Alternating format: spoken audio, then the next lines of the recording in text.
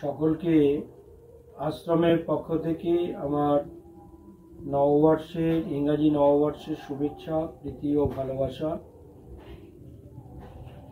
আগামী ইংরাজি 21শে জানুয়ারি মঙ্গলবার আশ্রমেতে যথাযোগ্য সম্মান ভক্তি সহকারে স্বামী বিবেকানন্দের জন্মতিথি উৎসব পালিত হবে। সকল ভক্তদের কাছে বিনীত অনুরোধ, আপনারা সকলে আশ্রমে আসবেন। সকাল 10টায় স্বামীজির বিশেষ পুজো হবে। সকাল 11:30টায় আপনারা পুষ্পাঞ্জলি প্রদান করবেন এবং তৎপরে স্বামীজিকে অন্নভোগ নিবেদন করা হবে এবং আশ্রম প্রাঙ্গণে বসে আপনারা সকলে মহাপ্রসাদ সেবা করবেন। ওই দিনেতেই সন্ধ্যার সময় স্বামীজির জীবন ও বাণী নিয়ে আলোচনা হবে। ভক্তরাও আপনারা ভক্তিগীতি পরিবেশন করবেন। তৎসহ ঠাকুর রামকৃষ্ণ এবং শ্রী শ্রী মায়ের জীবন নিয়েও আমরা সকলে আলোচনা করব। ভক্তদের কাছে বিশেষ অনুরোধ, আপনারা আশ্রমে ওই দিন সকাল 10টার মধ্যে আসবেন।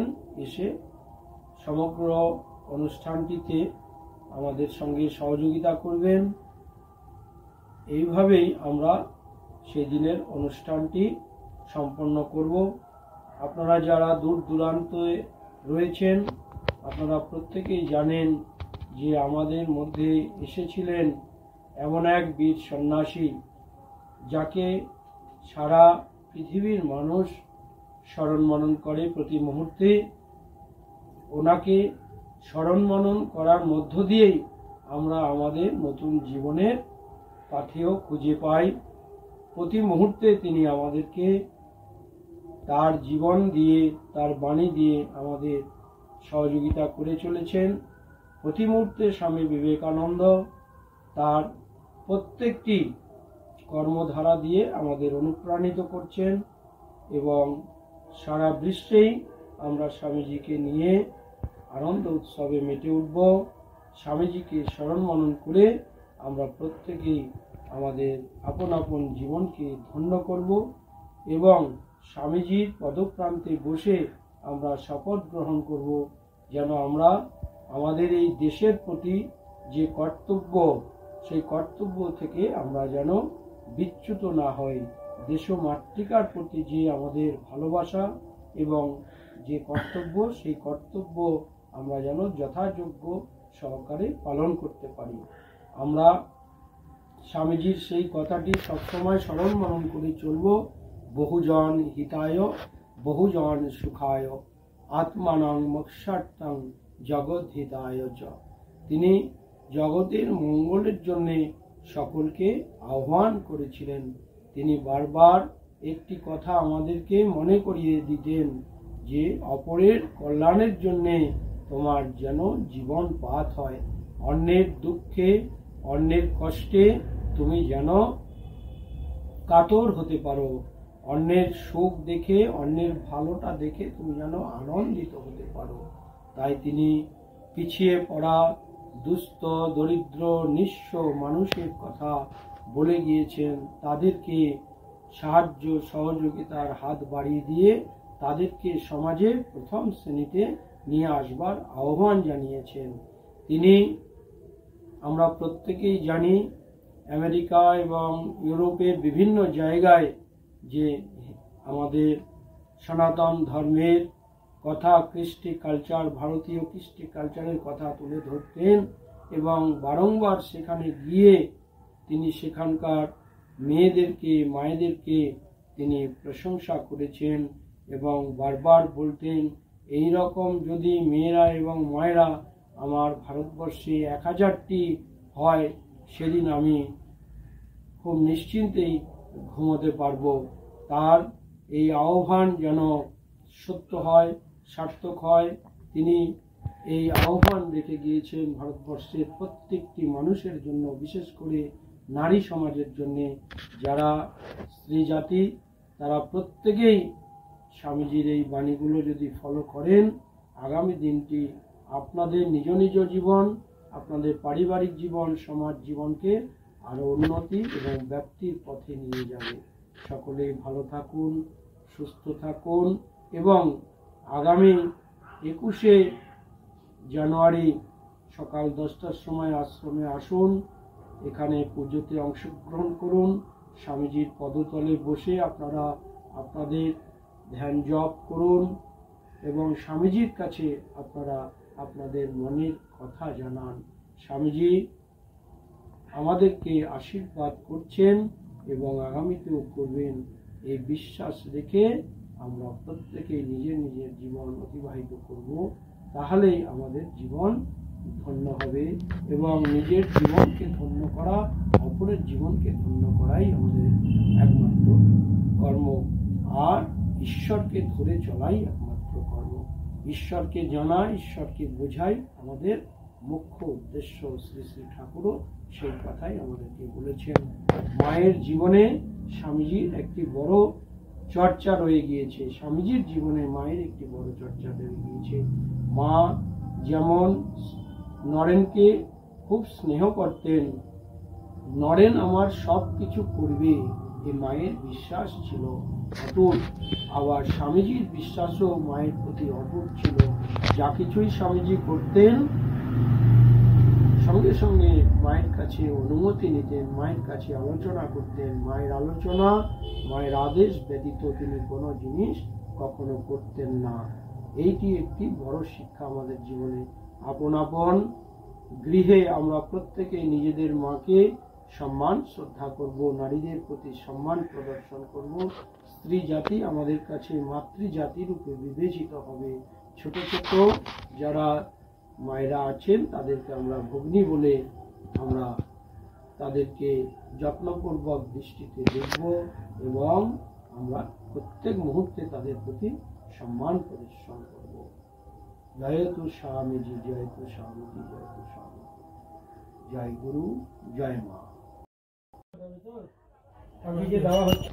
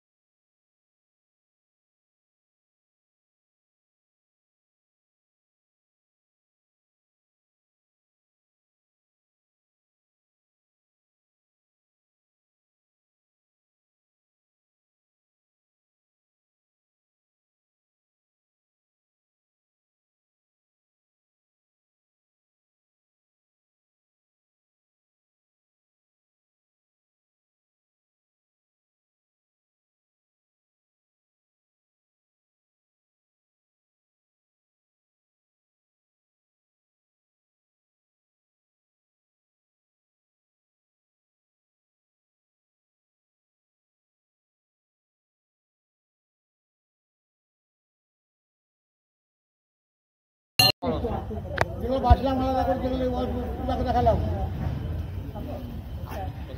যেগুলো বাঁচলাম দেখো আলাদা বাঁচে আছে আলু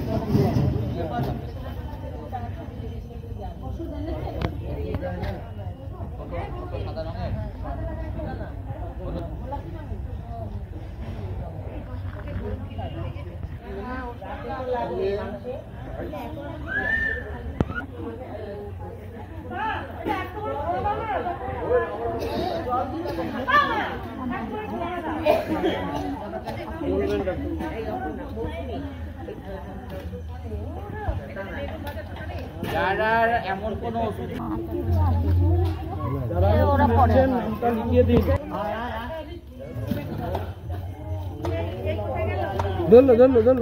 জুতো করে দিতে হতো, মোজা করে দিত।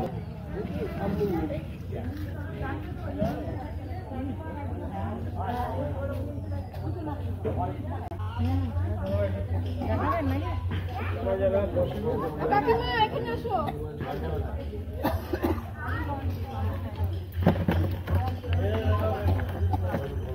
যারা ডাক্তার দেখাতে এসছেন নাম না লেখানো থাকলে ওখানে গিয়ে নাম লিখিয়ে দিন। নাম লিখিয়ে